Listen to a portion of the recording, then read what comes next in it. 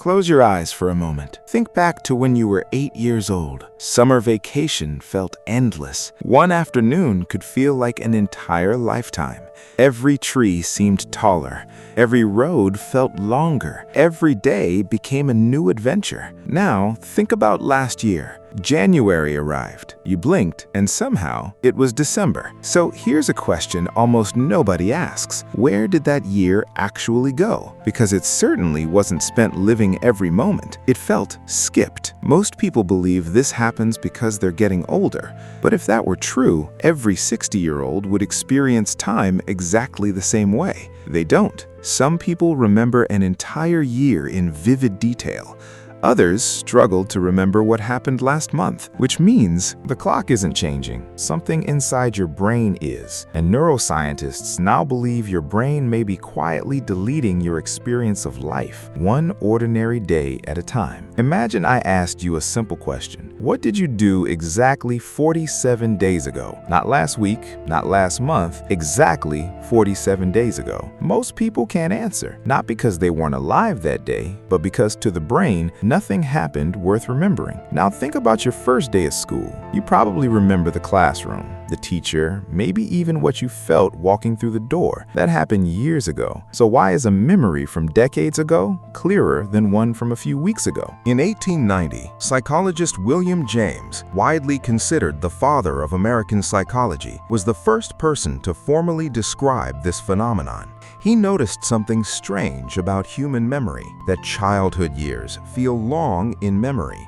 while adult years feel compressed, and he proposed a simple but disturbing explanation. To a 10-year-old child, 1 year represents 10% of their entire life. To a 40-year-old adult, that same year represents less than 3%. Each year becomes a smaller and smaller fraction of everything you have ever experienced. And so each year feels shorter, not because time is accelerating, but because your brain is measuring it against an ever-expanding past. The years aren't getting shorter, you're simply getting longer. But William James was only half right, because proportionality alone doesn't explain everything. Some adults still experience years that feel full, vivid, expansive, memorable, and some children experience summers that blur past without leaving a single clear memory, which means something else is happening, something your brain does every single day without telling you. In 2011, neuroscientist David Eagleman at Baylor College of Medicine published research that quietly changed how scientists understood time perception.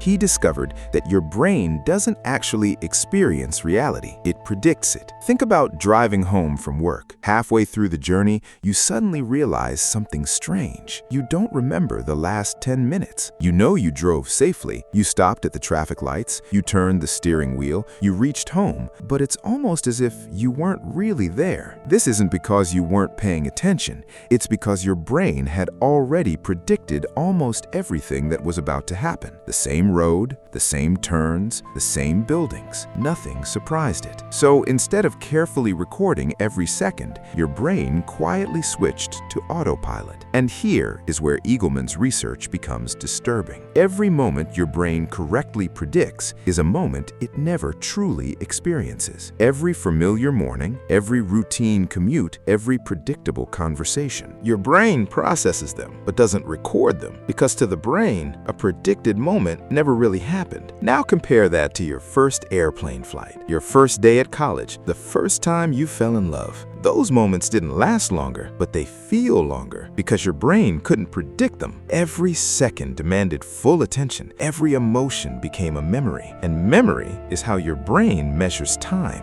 One exciting week on vacation often feels longer in memory than an entire ordinary month at home. The vacation wasn't longer. Your brain was finally awake, which leads to a thought that should quietly terrify you. Maybe time isn't moving faster at all. Maybe your brain is simply giving you fewer memories to look back on. And if memories are how we experience life, then a life without new memories can feel like it disappeared even while you were living it. Maybe that's why adulthood feels so short. Not because we have less time, but because we slowly stop collecting first times. The first bike ride, the first best friend, the first heartbreak, the first paycheck, the first time you watched the ocean and felt small in the best possible way. Somewhere along the way, our lives become filled with last times, but we almost never notice them. The last time your parents picked you up, the last time you played outside with your childhood friends, the last summer that truly felt endless. You didn't know those moments were ending, so your brain never told you to hold on to them, and now they are simply gone. So if your brain is compressing your life, is there anything you can do? There is one thing your brain can never predict: the unknown. Think about the last time you tried something completely new,